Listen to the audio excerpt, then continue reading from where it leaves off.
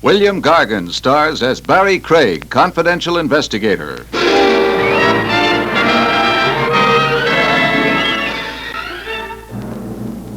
Someone once said that murder is a fine art. There's a catch, though. If you're a successful artist, they hang your paintings. If you're a successful murderer, they hang you.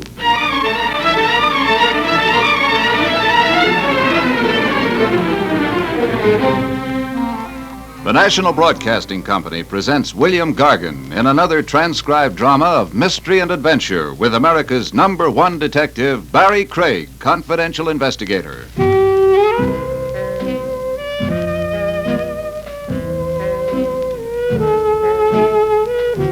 Barrie Craig speaking. Even confidential investigators need a vacation. Sometimes they've been known to take one. The place I'd chosen was Vermont. The main reason for that was Jake. He was on vacation, too. He decided to come home and see if he'd been smart in abandoning Vermont to run an elevator on Madison Avenue. Say, Jake. Yeah? What's the verdict? Madison Avenue. Why? Is Madison Avenue dark and quiet like this? Nope. Is Madison Avenue surrounded by tall trees, cooled by gentle breezes, filled with the fragrance of unspoiled nature? Nope. Now, what's Madison Avenue got that this place hasn't? Girls. Well, you may be right, but... Or you may be wrong. That came from directly up the road. Nice night for a hayride. Is it? Yep. Could have been a giggle. A rather loud giggle. Girls got very loud giggles sometimes, especially on a hayride.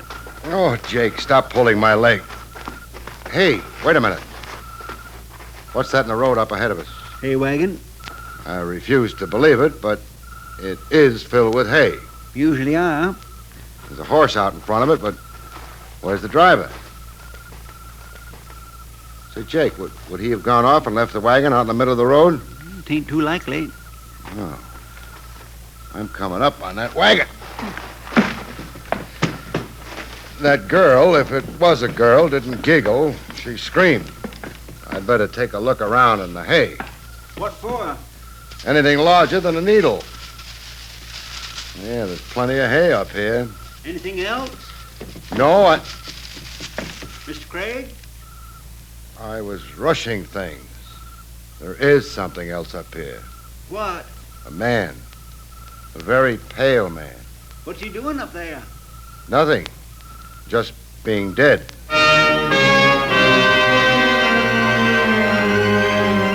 He lay very still. His eyes stared up at the summer sky overhead, but saw neither the stars nor the moon.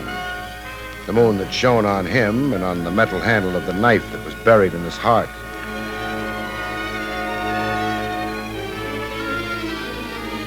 He was wearing overalls and a work shirt. His short hair outlined clearly the skull beneath. There was nothing I nor anyone could do for him.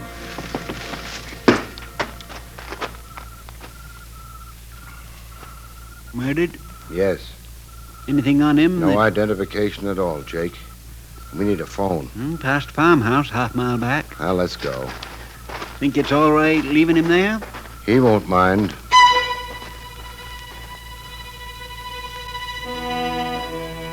The Vermont night was as quiet and peaceful as it had been before I heard the scream and a man died of a knife wound lying on a mound of hay. Nature doesn't concern herself too much about us and our doings, which is very bright of nature. Got to turn off the road to get to that farmhouse. Yeah. Well, somebody ought to oil that gate. Yeah. Whole house is pretty run down. Jake, get down. It ain't necessary. Those shots. Over our heads. Her aim might improve. Her aim? Well, you can see her, farmhouse window. This time it's not the farmer with the shotgun, it's the farmer's daughter. Spoil a lot of stories that way. She's left the window. Yeah. She knows she didn't hit either of us. Those shots were either a warning or possibly a yell for help. How are you going to decide? Well, if it was a warning, I don't think she'd have left the window. So it must be a call for help. Come on. That was real logical, Mr. Craig. Thanks. Let's hope it turns out to be true.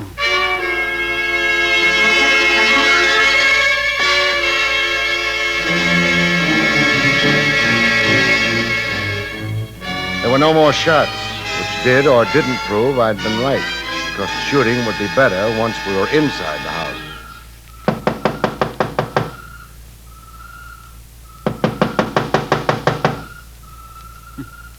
First time I ever heard of targets knocking on the door. The lady may have had all the target shooting she wants. Who's there? Barrie, Craig, and Jake. Hello? Barrie Craig Yeah. and Jake? Me. Neither of you look very terrifying. Is that bad? Oh, no, it's nice. Please come in. Thanks. Please, make yourselves comfortable. Nice room. Rustic, perhaps, but I like it. Do you like being a farmer? Or maybe I should say... Farmer's daughter? Very much. almost as much as you like firing guns at strangers? Oh, but I didn't know whether you were strangers or Or what? dead men.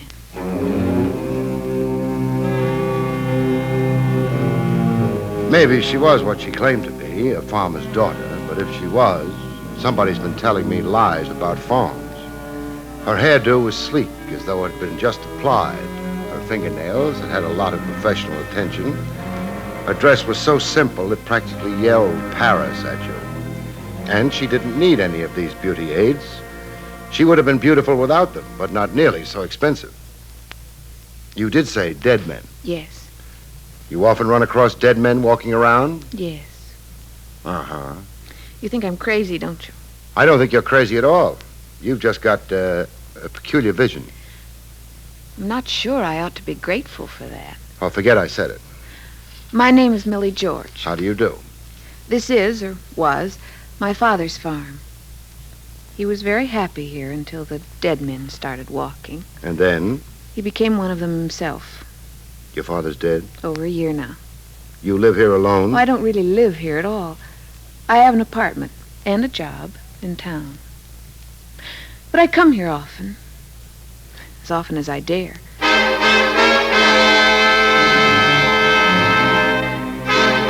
My fingers idly traced a pattern in the inch-deep dust on the table next to my chair. Inch-deep dust. Millie George was very lovely. She told her ghost story neatly, but she was also a complete liar. I think maybe we'd better skip the Walking Dead for a minute. There's something more urgent that's got to be done. Where's your phone? I'm afraid there isn't one. Father never cared for what he called mechanical murderers. Murderers? He meant things that killed time, interrupted work, I see. destroyed quiet. I see. That's too bad. Why do you need a phone? Jake and I ran across a hay wagon some distance down the road. Oh? There was a man in it. He wasn't walking around like the people you've been telling us about. He was lying down, but he was dead anyway.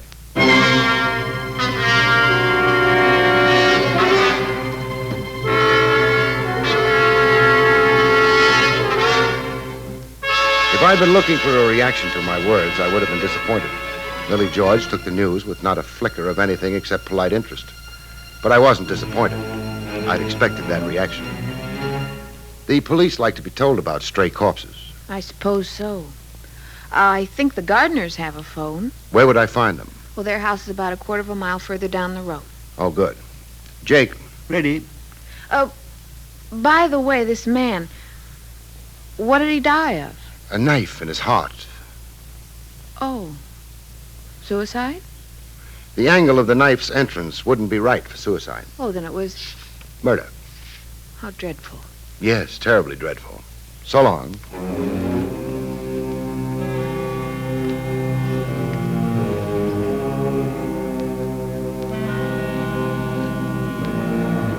So far as Millie George was concerned, murder belonged in pretty much the same category as a run in a pair of new nylons. You said how dreadful and bought another pair. You couldn't do exactly the same thing with a damaged life, though. Mr. Craig, Yeah? Millie George said the gardener's house, the one with the phone, was down the road that way. That's what she said, Jake. Then why are we going this way? I want to take another look at that hay wagon. Once wasn't enough? I think maybe there's been a change. Less hay? Less corpse. It was a nice road to be taking a stroll on in the cool evening. It would have been an even nicer road if there hadn't been a hay wagon in the middle of it. Still there. Yeah. The horse must be getting lonely. Being a farmer, you get a wrong angle on horse. You don't think being a horse's chum is romantic. I'll never say hello to a horse again. Excuse me. You're getting pretty spry at climbing hay wagons, Mr. Craig. Just practice, that's all. Mr. Craig, Hmm? counting the hay up there? No, just confirming a guess. Less corpse? No corpse.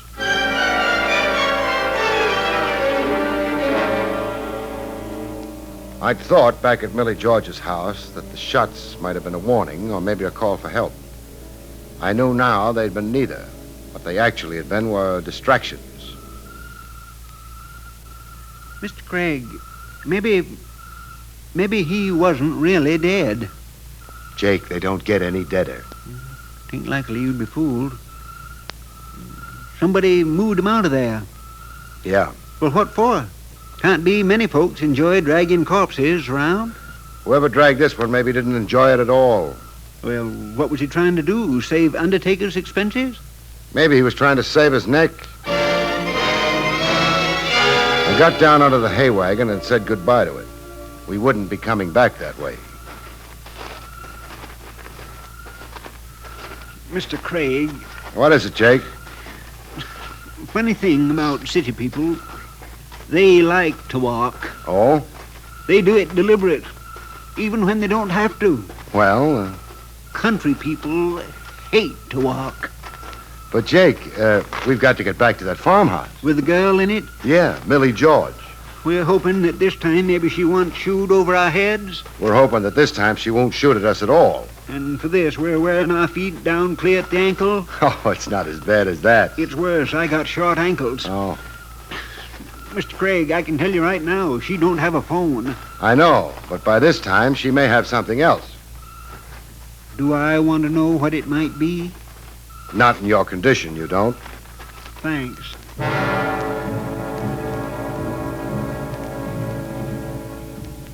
We didn't have much farther to go, which was just as well. Jake had started groaning at every step. Next to Jake's snores, Jake's groans are the surest recipe for punctured eardrums. Oh, you can stop groaning, Jake. We're at the house. Oh, dear, if I got strength enough to lift my head. At the house. Think you can make it inside? Oh, dear, I can try. Fine.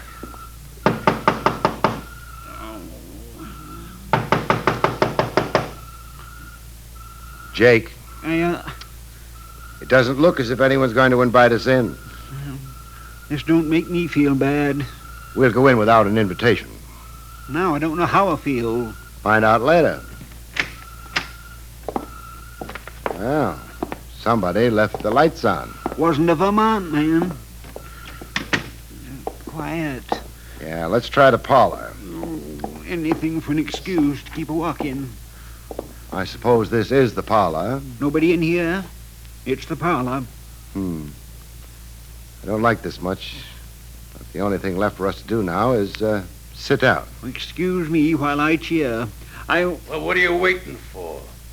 Go ahead, Grandpa. Cheer. Company. So I notice. Kind of thing you're liable to run into in old houses. They come out of the woodwork, I think. Don't try to insult me, mister. Why not? Anything you're liable to say is liable to be true. Don't be foolish. I don't use that kind of language. You also ain't using the kind of language I would like to hear. What language would that be? The one telling me where the baby is buried? A boy or a girl, baby? Jake. Oh, that Grandpa's a joker. Grandpa could easy get his head knocked off. Put the gun down, son, and Grandpa will be glad to tangle with you. I ain't putting no guns down. And when I say baby, you know what I mean. You mean something worth money? Oh, you are a bright one. Okay, so where is it? Even if I knew where it was, I wouldn't tell you. Why not? You've got the wrong RH factor. Wrong. Well, supposing I could get a hold of the right one. It wouldn't buy you the time of the day from me. Language like that's gotten guys killed before this, mister. So have guns like that. Well, this is kind of fancy, but it ain't very productive. Well, What makes you think I know anything about the baby? you're in this dump, ain't you? I'm in it. So what are you doing here? Looking for a beer? It so happens I'm looking for a corpse. Well, you're gonna find one.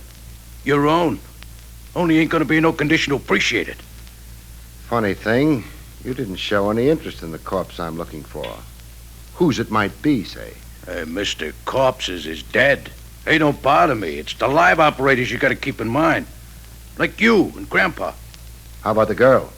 You just leave her out of this. She's for me. Oh? And why do you think I was called in? Hey, wait, mister. You trying to tell me you was called in by... By the girl, yes. That don't smell so good. Neither do you. Let's call it a draw and go home. You were saying the girl brought you in, huh? Okay. We find out fast. Hey, Sugar! Come here, Sugar. This joker informs me you brought him in on the deal. That's so? No.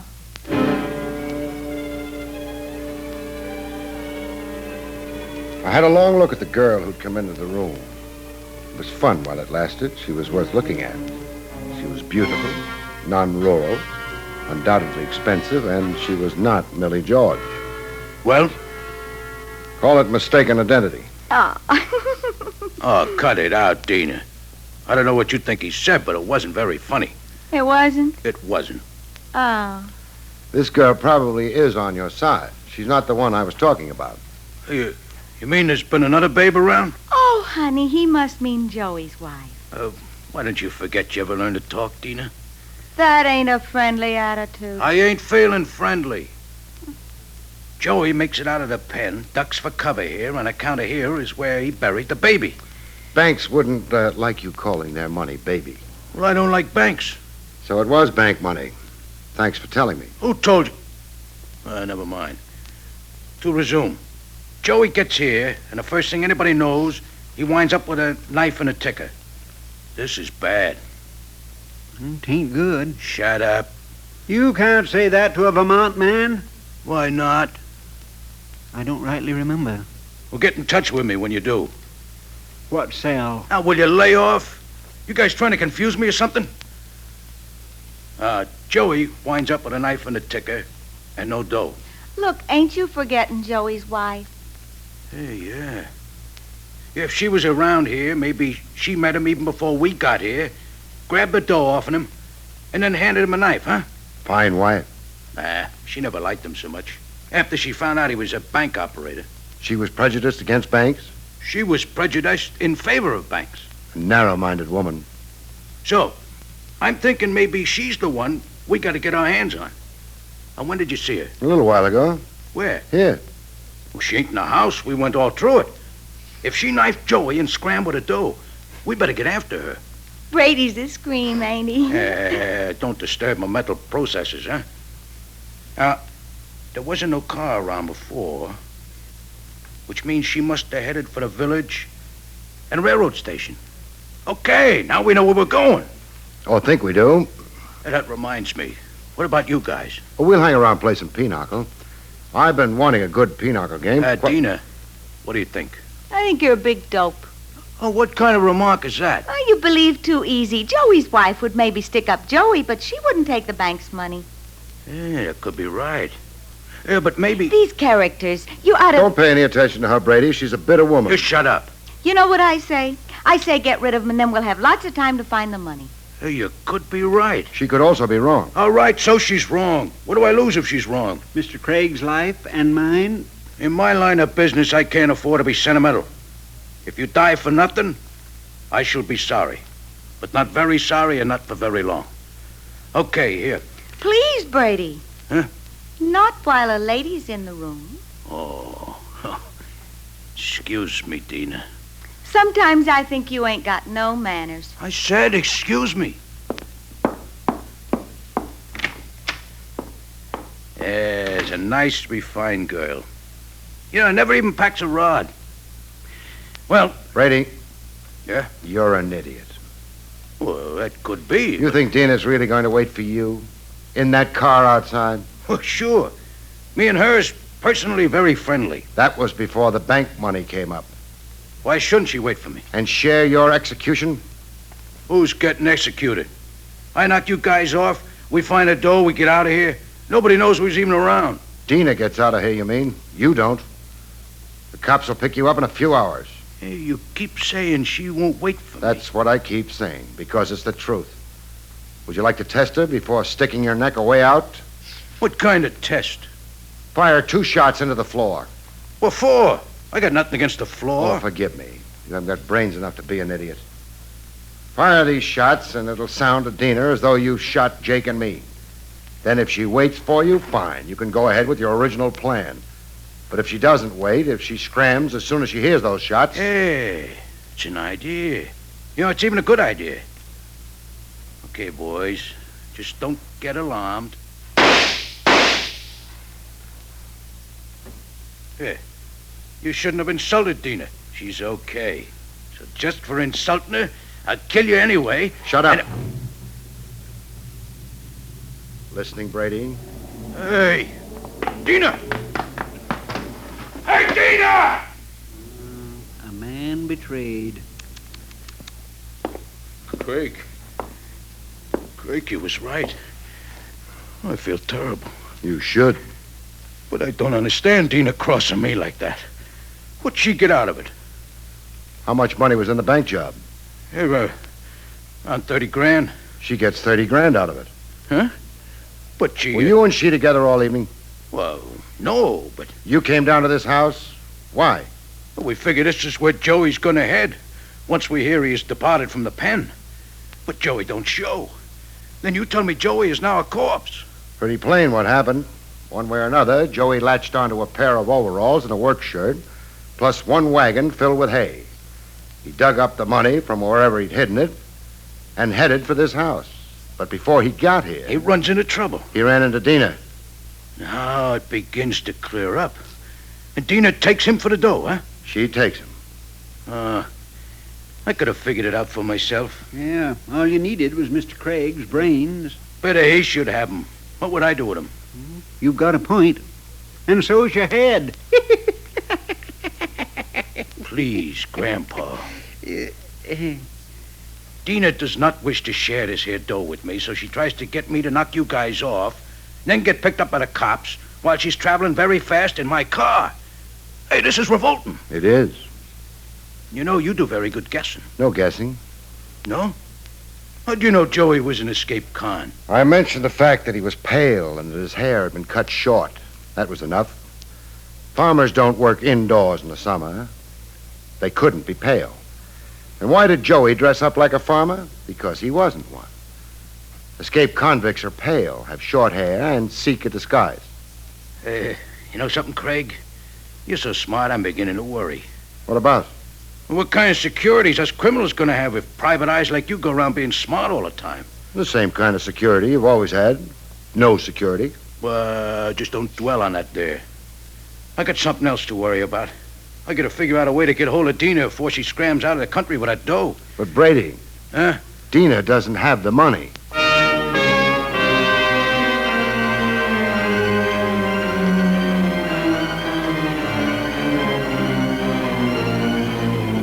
Brady had a little trouble with this. Even Jake began to look worried. As far as I was concerned, I hoped. Because I could turn out to be wrong, and being wrong in a case of this kind was only one short step before being dead. But you figured it all out yourself. Logically. That Dina was the one who knocked off Joey and took the dough. What you're forgetting, Brady, is that there can be more than one logical explanation for anything. Huh? He means just because something's logical don't prove it's true. Oh. And then, of course, logic can be twisted as your mind, Brady. You leave my mind out of this. It's got its own troubles. Please explain. Well, Joey was a desperate man running from the police. He was also a man owning $30,000. He was finally a man in a hurry. So?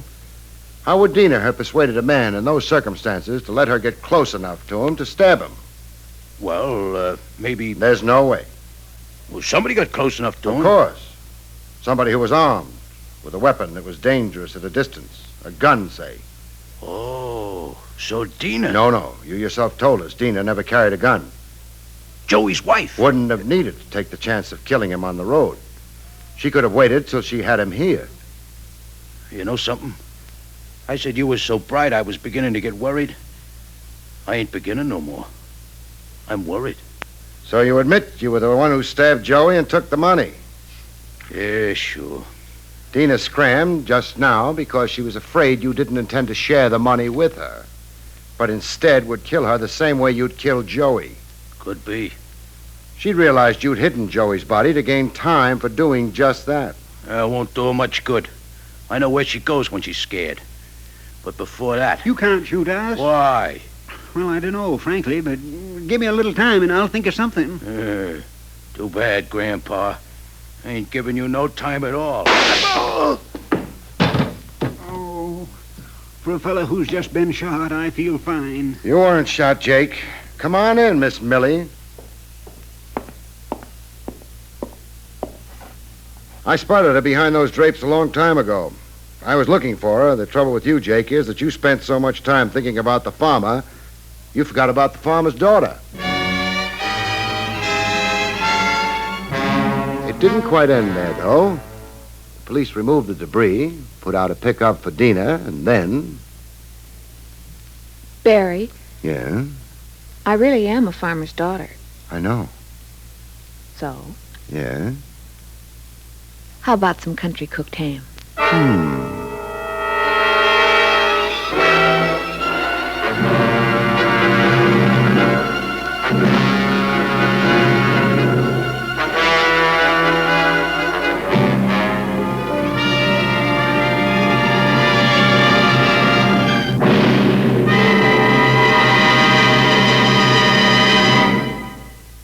You have been listening to William Gargan in another exciting transcribed mystery drama from the adventures of Barrie Craig, confidential investigator. Tonight's story, Is For Homicide, was written by Louis Vittes.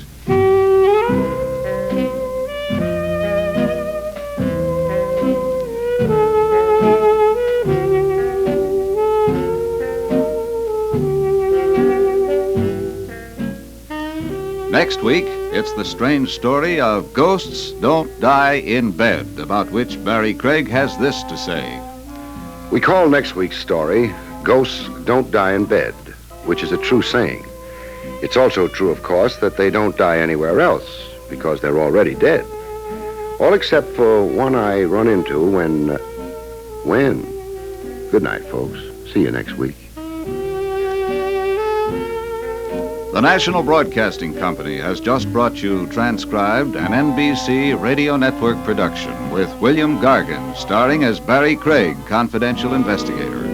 Directed by Arthur Jacobson. Also heard Parley Bear, Joyce McCluskey, Jack Moyles, and Bibi Janis. John Lang speaking.